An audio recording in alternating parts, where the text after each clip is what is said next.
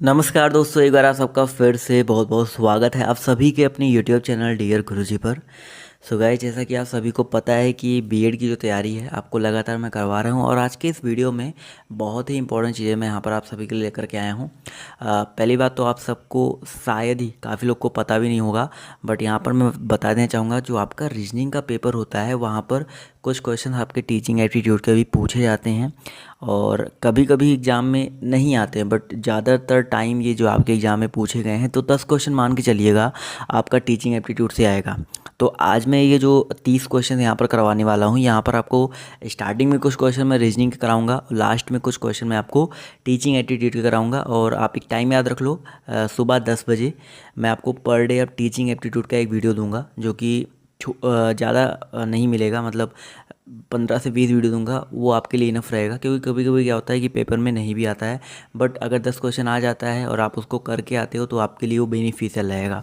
तो teaching aptitude यहाँ पर स्टार्ट करते हैं आज की इस क्लास को। इसके अलावा जितने भी लोग यहाँ पर जुड़े हैं टेलीग्राम पर जुड़ जाओ, जिससे आपको नोटिफिकेशन जो है मिलता रहे।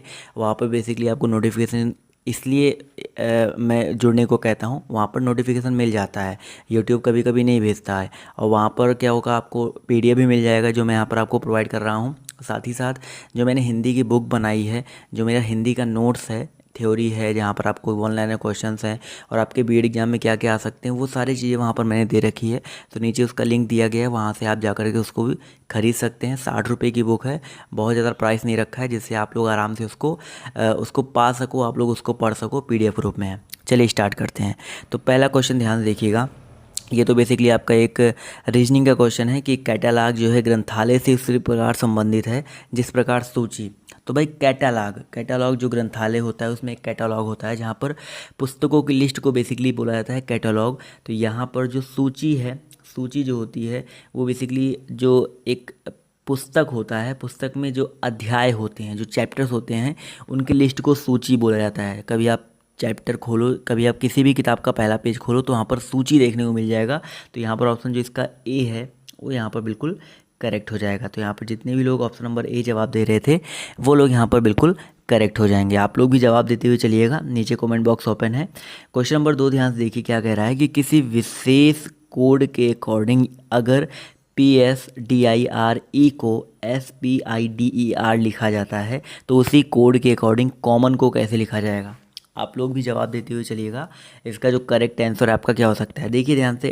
PS यानी कि आपका जो स्टार्टिंग वाला पहला 2 अक्षर था ये पलट दिया गया, DI को पलट दिया गया, ID कर दिया गया, और RE को पलट के ER कर दिया गया। तो वही सेम चीज़ कह रहा है, तो उसी कोड के अकॉर्डिंग कॉमन को कैसे लिखा जाएगा। तो यहाँ पर OC हो जाएगा पहले, फिर MM तो वैसे ही रहेगा MM, उसके बाद ONNO हो जाएगा।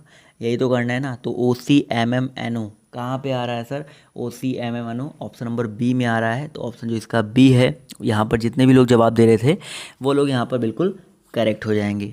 इसी तरह अगला क्वेश्चन देखिए, कह रहा है कि 49 छात्रों की एक कक्षा में नितिन का जो स्थान है वो शीर्ष से 18वां है और नीचे से उसका स्थान जो है क्या होगा। मैं आपको हमेशा बता चुका हूँ कि भाई 49 लोग हैं, अगर आपको नीचे से स्थान पता है, ऊपर से स्थान पता है, किसी भी तरह से स्थान पता है, तो मैं ये नंबर्स निकाल सकता हूँ, यानी कि टोटल प्लेस कितने हैं। यानी कि अगर मान लो ये मुझे वैल्यू पता है कि आगे से और पीछे से इसकी वैल्यू क्या है, इसका स्थान कौन सा है, तो हम लोग ये टोटल नंबर पता कर सकते हैं।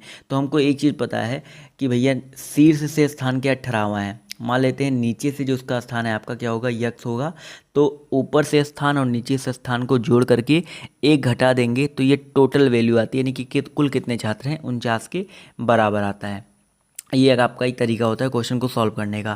तो ये 50, ये एक उधर जाएगा 50 हो जाएगा, यानी कि x बराबर जब निकालेंगे तो 50 यहाँ पर हो गया, एक उधर जाने से 18 आएगा, माइनस हो जाएगा, -18, और 50 में से 18 घटाएंगे तो आपका कितना आ जाएगा 32। तो नीचे से जो स्थान है आपका क्या आ जाएगा, 32वां स्थान आ जाएगा। तो यहाँ पर जितने भी लोग 32वां जवाब दे रहे हैं वो लोग यहाँ पर बिल्कुल करेक्ट हो जाएंगे। अगला क्वेश्चन देखिए आपसे यहाँ पर क्या कह रहा है, ध्यान से देखिए कि निम्नलिखित में से कौन सा शब्द शब्दकोश में सबसे बाद में आएगा। सबसे बाद में सिंपल सा तरीका होता है, ध्यान से देखो, सब PR से स्टार्ट हो रहे हैं तो PR पर ध्यान नहीं देना है। उसके बाद देखो O से स्टार्ट हो रहा है तो ऊपर ध्यान मत दो, I पर स्टार्ट हो, यानी कि ये सबसे पहले नंबर पर आएगा। ठीक है, क्योंकि आई जो है आपके अल्फ़ाबेट में पहले नंबर पे पहले आता है, ओ से तो पहले ही आता है। अब देखो सब में ओ है, सब में ओ है, यहाँ भी ओ है, तब ओ के बाद देखो क्या है, यहाँ पर यस है, यहाँ पर यस है, यहाँ पे यम है, तो यम जो है पहले आता है यस से, तो ये दूसरे स्थान पे हो जाएगा, तो यानी कि पहले स्थान पे ये, दूसरे स्थान पे ये। अब देखो यहाँ भी यस है, यहाँ भी यस है, यहाँ पर ई है, यहाँ पर टी है, और ई और टी में पहले कौन आता है, ई पहले आता है, यानी कि तीसरे स्थान पे होगा। तो सबसे बाद में कौन सा आ जाएगा, ये ऑप्शन नंबर सी वाला, क्योंकि यहाँ पर टी है। तो यहाँ पर जितने भी लोग ऑप्शन नंबर सी जवाब दे रहे थे वो लोग यहाँ पर बिल्कुल करेक्ट हो जाएंगे। अगला क्वेश्चन देखिए क्या कह रहा है कि 2, 6, 18, 54 इसी के क्रम में 8वां पद निम्नलिखित में से क्या हो जाएगा। 8वां पद पूछा गया ना, ध्यान से देखिएगा। 2 है, फिर 6 है, फिर 18 है, तो यहाँ पर देखा जाए तो 2 तिहाई 6 तिहाई 18 तिहाई 54 गुना 3 चल रहा है ना। तो यहाँ पर पूछा गया 8वां पद क्या होगा। अब देखो अगर ऐसे गुणा तीन करोगे तो आपका जो 8वां पद निकालने के लिए आपको बहुत ज़्यादा टाइम वेस्ट करना पड़ जाएगा, आप सभी को पता है।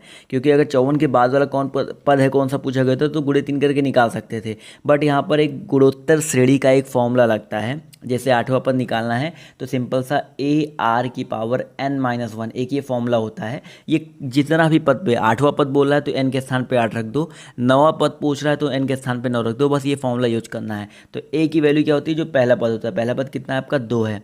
अब आर कहोगे क्या है, आर का मतलब इनमें कितने गुने का अंतर है, 2 3 6 3 18, 3 गुने का अंतर है ना, तो 3, और उसके पावर n-1 है, यानी कि 8वां पद पूछ रहा है तो 8 में से 1 घटा दो, कितना हो जाएगा, 7 हो जाएगा।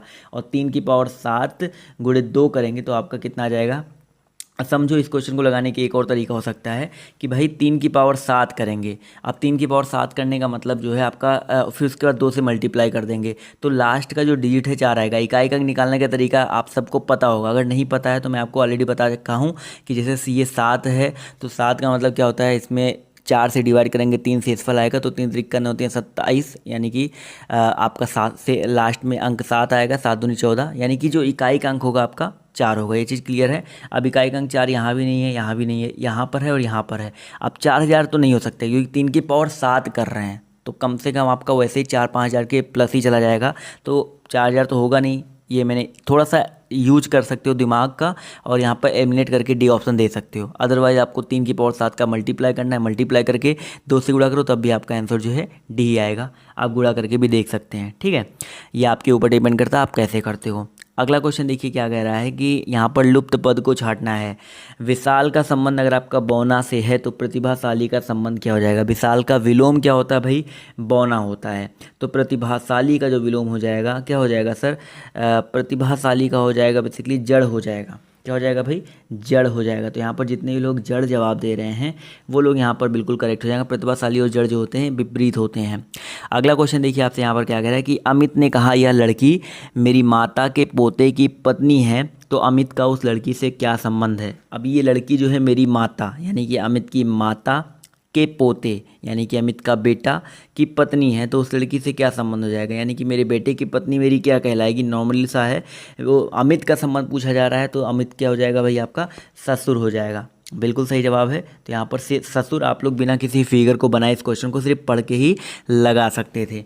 अगला क्वेश्चन देखो आपसे यहाँ पर क्या कह रहा है। इसी तरह का एक और क्वेश्चन है, एक्स वाई का किसी से परिचय कराते हुए कहता है कि वाई जो है मेरे पिता की पोती का पति है। समझो भाई क्वेश्चन का क्या मतलब कह रहा है कि वाई जो है मेरे पिता के पिता की बात हो रही है, तो समझिएगा वाई के पिता होंगे, यहाँ पर कहीं आएंगे, उनके भी पिता होंगे, यहाँ पर कहीं आएंगे, उनके पिता के पिता की पोती का पति है। अब इनकी जो पोती होगी यानी कि वाई की बहन भी हो सकती है, यानी कि वाई की बहन सिस्टर हो गई।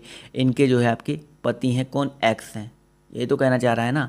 तो यहाँ पर क्या हो जाएगा सर, वाई जो है एक्स से किस प्रकार संबंधित है, तो वाई जो है किस प्रकार संबंधित है एक्स से। अब यहाँ पर देखो ध्यान से, एक संबंध आपका हो सकता था यहाँ पर देखा जाए तो जीजा वाला, क्योंकि भाई वाई की बहन के पति जीजा ही तो कहलाएंगे ना। तो यहाँ पर सिंपल सा लॉजिक निकल के आ रहा है जीजा वाला। तो यहाँ पर जितने भी लोग जीजा जवाब दे रहे हैं वो लोग यहाँ पर करेक्ट हो जाएंगे। अगर मेरे से कोई गलती हुई तो आप लोग टोक सकते हो, बट आई थिंक ये सही है। चलो अगला क्वेश्चन देखो आपसे यहाँ पर क्या कह रहा है। क्वेश्चन नंबर 9 की तरफ बढ़ते हैं। तो यहाँ पर कह रहा है ए और बी। देखो ये क्वेश्चन में फिर आपका एक उसी तरीके का आ गया, तो मैं आपके लिए होमवर्क छोड़ रहा हूँ। यहाँ भी आप जवाब दे रहे हैं तो काफ़ी लोग के जवाब अभी सही आ रहे हैं, बट जब ये वीडियो जो है लाइव के बाद वैसे जाएगा तो वहाँ भी कॉमेंट करके इसका जवाब जो है ज़रूर दीजिएगा। और अगर नहीं आता है तो मैं आपको बताऊँगा ज़रूर। बहुत सिंपल सा उसी तरीके का है, ठीक है। अगला क्वेश्चन देखो क्या कह रहा है। अब ये थोड़े आगे आपके एप्टीट्यूड वाले क्वेश्चंस। अब देखो 9 क्वेश्चन मैंने आपको करवा दिए, अब 20 क्वेश्चन मैं आपको कम से कम एप्टीट्यूड के करवा देता हूँ, क्योंकि एप्टीट्यूड भी इंपॉर्टेंट है। तो पहला क्वेश्चन देखिए क्या कह रहा है, इसके बाद मैं आपको चैप्टर वाइज एप्टीट्यूड के क्वेश्चन कराऊंगा, तो और अच्छे से आपको प्रिपेयर होगा कि भैया कक्षा अनुशासन को प्रभावशाली तरीके से अनुरक्षित किया जा सकता है। तो आप लोग जवाब देते हुए चलिए, मैं आपको जवाब दे रहा हूँ। तो इसका जो करेक्ट आंसर होगा, भाई अनुरक्षित कैसे कर सकते हो प्रभावशाली तरीके से, कि भैया छात्रों के रुचि के अकॉर्डिंग उनको एक प्रोग्राम दो, उनको कार्यक्रम जो है प्रदान करना। तो ऑप्शन नंबर जो इसका बी है वो यहाँ पर करेक्ट हो जाएगा। कठोरता से सही दंड देकर या सहभागिता द्वारा ऐसे नहीं कर सकते हो। अगला देखिए क्या कह रहा है कि व्याख्या देते समय कक्षा में कुछ अशांति होने पर शिक्षक को क्या करना चाहिए। तो भाई एक्सप्लेनेशन आप दे रहे हो, कक्षा में थोड़ी देर अशांति हो जाती है, यानी कि लोग इधर उधर चिल्लाने लगते हैं, बोलने लगते हैं। तो अगर आप एक शिक्षक बनने जा रहे हो, बीएड की तैयारी कर रहे हो, तो आपको शिक्षक ही बनना है। तो बेसिकली आपका उस समय डिसीजन क्या होगा, बेसिकली आप उस समय क्या करोगे। तो उस समय बेसिकली हम लोग क्या करेंगे, थोड़ी देर के लिए शांत हो जाओ। जब आप शांत हो जाओगे ना, तो जो बच्चे होते हैं वो खुद ब खुद शांत हो जाएंगे। आपने खुद देखा होगा कि अगर आपका टीचर कुछ बोल रहा है और आप लोग शोर मचा रहे हो और आप लोग खुद शांत हो जाते हो, तो क्या होता है, बच्चे सोचते हैं सर को क्या हो गया, शांत हो जाते हैं, सब बच्चे शांत हो जाते हैं और फिर आगे बढ़ना चाहिए। तो ये बहुत ही सिंपल सा और बहुत ही इफ़ेक्टिव तरीका होता है। अगला देखिए आपसे यहाँ पर क्या कह रहा है कि संज्ञानात्मक ज्ञान क्षेत्र में अधिगम का निम्नतर स्तर है।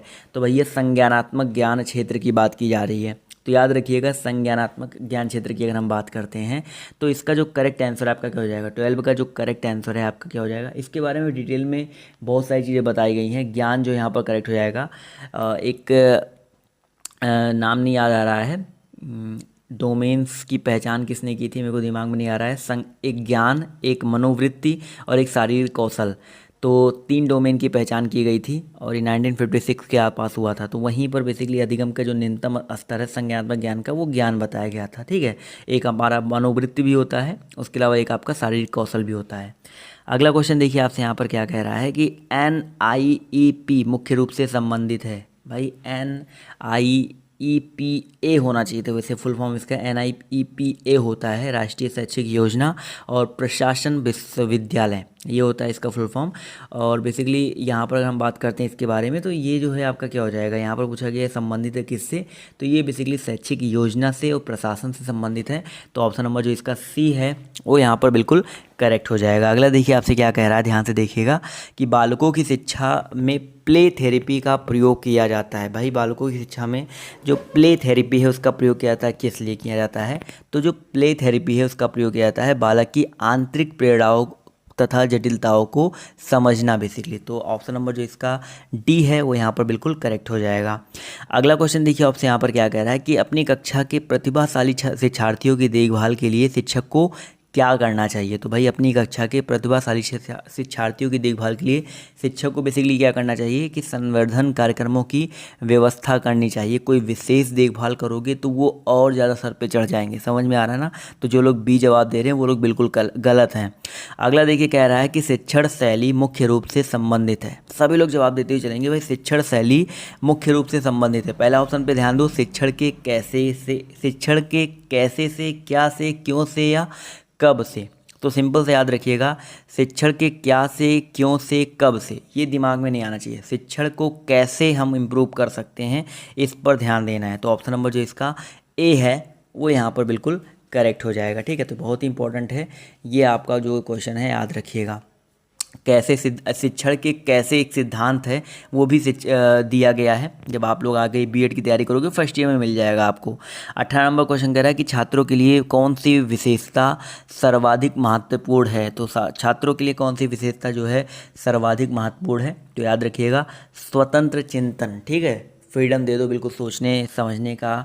तो ये ऑप्शन जो है इसका बी करेक्ट हो जाएगा छात्रों के लिए। अगला देखिए क्या कह रहा है कि सहयोगी अधिगम के लिए कौन सा कथन सही है। सहयोगी अधिगम की बात हो रही है, तो सहयोगी अधिगम में छात्रों को विचारों की प्रस्तुति तथा स्वतंत्रता पूर्वक एक दूसरे से चर्चा करने के अवसर प्रदान किए जाते हैं। सिंपल सा है।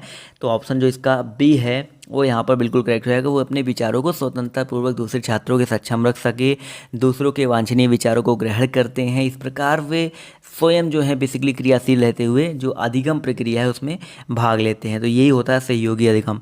अगला देखो आपसे यहाँ पर क्या कह रहा है कि भारत के प्रथम तैरते हुए लोकटक नामक प्राथमिक विद्यालय का उद्घाटन हुआ था, कहाँ पे हुआ था? ये देखिए बहुत ही ज़्यादा इंपॉर्टेंट क्वेश्चन है, तो याद रखिएगा कहाँ पे हुआ था। मणिपुर राज्य में हुआ था। मणिपुर राज्य में देश के प्रथम तैरते हुए लोकटक नामक प्राथमिक विद्यालय का उद्घाटन जो है 2017 में किया गया था। और ये विद्यालय ताजे पानी की लोकटक एक झील है उसमें बनाया गया है। और लोकटक प्राथमिक विद्यालय में गरीब, बेसहारा और किसी कारणवश जो विद्यालय छोड़ जाते हैं, जो बेसिकली ऐसे बच्चे होते हैं, उनको शिक्षा देने के लिए इसको बनाया गया था। ठीक है, बहुत ही ज़्यादा इंपॉर्टेंट है, याद रखिएगा। मणिपुर राज्य में 2017 में। अगला देखिए क्या कह रहा है, ये भी आपका क्वेश्चन बहुत ही ज़्यादा इंपॉर्टेंट है कि UNCRPD संबंधित है। तो UNCRPD तो विकलांग व्यक्तियों अधिकारों पर संयुक्त कन्वेंशन, ये विकलांग और विशिष्ट आवश्यकता वाले बालकों के अधिकार को पहचानने और अधिकारों की सुरक्षा को सुनिश्चित करने के लिए इसकी जो स्थापना है की गई थी। तो यहाँ पर ऑप्शन जो इसका सी है वो यहाँ पर बिल्कुल करेक्ट हो जाएगा। इसी तरह क्वेश्चन नंबर 22 की तरफ बढ़ते हैं, ध्यान से देखिएगा, बहुत ही इंपॉर्टेंट है कि भैया राष्ट्रीय शिक्षा दिवस निम्नलिखित में से किसके जन्म दिवस पर मनाया जाता है? देखिए, एक शिक्षा दिवस होता है, एक शिक्षक दिवस होता है। शिक्षक दिवस होता है वो तो आपको पता ही है कब मनाया जाता है, लेकिन शिक्षा दिवस की बात करते हैं तो 11 नवंबर को मनाया जाता है। और जो हमारे भारत के प्रथम शिक्षा मंत्री थे और भारत रत्न से सम्मानित भी हुए थे, मौलाना अबुल कलाम आज़ाद जी, उनके बेसिकली जन्म दिवस पर मनाया जाता है जो ये आपका शिक्षक दिवस तो सबको बताना है 5 सितंबर, वो तो या आप लोग याद ही रखेंगे। और अगला क्वेश्चन देखिए आपसे यहाँ पर एक और कभी कभी पूछा जाता है कि भैया कब से मनाया जा रहा है? तो ये चीज़ 2008 से मनाई जा रही है। शिक्षा दिवस जो है 2008 से मनाया जा रहा है प्रत्येक वर्ष 11 नवंबर को। अगला देखिए कह रहा है कि केंद्रीय शिक्षक पात्रता संचालित होती है, जो सीटेट की परीक्षा होती है वो कितनी भारतीय भाषाओं में संचालित होती है? तो आप सभी को पता ही है, आप सभी को ये क्वेश्चन का आंसर जो है पता होना चाहिए, बहुत ही ज़्यादा इंपॉर्टेंट है। तो याद रखिएगा टोटल 20 भारतीय भाषाओं में, कुछ लोग 22 सोच रहे होंगे, दिमाग में आ रहा होगा, बट 20 भारतीय भाषाओं में जो है आपकी संचालित होती है। ये आप लोग इसको याद रखिएगा, ठीक है, 20 भारतीय भाषाओं में वर्तमान में। अगला देखिए कह रहा है कि जुलाई 2018 में वैश्विक दिव्यांगता शिखर सम्मेलन हुआ था। तो ये देखिए बहुत ज़्यादा इंपॉर्टेंट आपके लिए नहीं है क्योंकि ये पुराना क्वेश्चन हो चुका है, मैं आपको करंट करवा दूंगा, उसकी टेंशन मत लीजिए, बट इसका आंसर जान लो भाई। 2018 में जो ये वैश्विक दिव्यांगता शिखर सम्मेलन हुआ था ये लंदन में हुआ था। तो ऑप्शन नंबर जो इसका बी है वो यहाँ पर करेक्ट हो जाएगा। अगला क्वेश्चन देखिए कह रहा है कि अटल नवाचार मिशन के तहत अटल टिंकरिंग लैब स्तर पर नवाचार संस्कृति के लिए प्रस्तावित किया गया है। तो याद रखिएगा भाई, इसका जो करेक्ट आंसर है आपका क्या हो जाएगा सर? ये बेसिकली आपका विद्यालय स्तर पर या कॉलेज स्तर पर ये पूछा गया है, तो यहाँ पर जो करेक्ट आंसर आपका हो जाएगा विद्यालय स्तर पर। तो ऑप्शन जो इसका ए है वो यहाँ पर करेक्ट हो जाएगा, ठीक है। तो ऐसे ही कुछ क्वेश्चन थे, तो अभी मैं करंट अफेयर वाले स्किप कर रहा हूँ क्योंकि आप सभी को पता है करंट अफेयर आपका नया आएगा तो उसको मैं पढ़ाऊँगा। तो अगला क्वेश्चन देखिए आपसे यहाँ पर कह रहा है MUS का विस्तार क्या है? तो MUS की बात किया जा रहा है, तो इसका जो विस्तार हो जाएगा माध्यमिक और उच्चतर शिक्षा कोष से हो जाएगा। तो ऑप्शन जो इसका बी है वो यहाँ पर बिल्कुल करेक्ट हो जाएगा। माध्यमिक एवं उच्चतर शिक्षा को एक कोर्स है, तो यहाँ पर इस MUSK होता है, ये याद रखो MUSK, ठीक है। अगला देखिए आपसे यहाँ पर क्या कह रहा है कि भारत में किस प्रदेश का सकल नामांकन अनुपात जो है सर्वाधिक है? तो ये क्वेश्चन का आंसर तो आई होप सबको पता होगा कि भैया, अब ये कभी कभी ये पूछा जाता है कि ये जो सकल नामांकन अनुपात है ना, ये सब निर्धारित कौन करता है? तो अखिल भारतीय उच्च शिक्षा सर्वेक्षण AIHES के अकॉर्डिंग देश का जो सकल नामांकन अनुपात है वो 25.8% है। और बेसिकली ये किस राज्य का है? काफ़ी सारे लोग यहाँ पर सोच रहे होंगे क्या बोलते हैं केरला का है। काफ़ी सारे लोगों के दिमाग में आ रहा होगा, यहाँ पर मैं जवाब भी देख रहा हूँ केरला जवाब आ रहे हैं, बट यहाँ पर याद रखिएगा सबसे ज़्यादा जो है, मैंने आपको एक क्या बोलते हैं एवरेज बता दिया था कि देश का जो है वो 25.8% है, बट तमिलनाडु राज्य का जो है सबसे ज़्यादा है 46.9%, ठीक है। और सबसे जो कम है वो बेसिकली आपका बिहार राज्य का है 14.9% ओनली, ठीक है, याद रखिएगा। अगला क्वेश्चन देखिए आपसे कह रहा है कि LEAP का विस्तार है। तो LEAP का जो विस्तार है वो बेसिकली होता है लीडरशिप फॉर एकेडमिशियन प्रोग्राम, यानी कि LEAP लीप जो होता है, लीप वर्ड्स मत समझ लीजिएगा। तो यहाँ पर ऑप्शन नंबर जो इसका लीडरशिप फॉर, यहाँ पर ऑप्शन जो इसका बी है वो यहाँ पर करेक्ट हो जाएगा।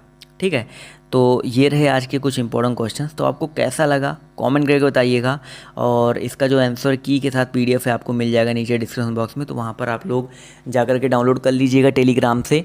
और जो मैंने बुक दे रखी है हिंदी की बुक, नीचे आपको पहला लिंक मिल जाएगा, बुक खरीदने के लिए एक लिंक होगा, तो उस पर क्लिक करके आप लोग बुक को जाके परचेज कर सकते हैं। मैं आपको बता चुका हूँ वहाँ पर क्या क्या मिल रहा है। 60 रुपये में जो जो चीज़ें मैं आपको प्रोवाइड कर रहा हूँ वो आपको एक अच्छी खासी बुक में नहीं मिलने वाली है।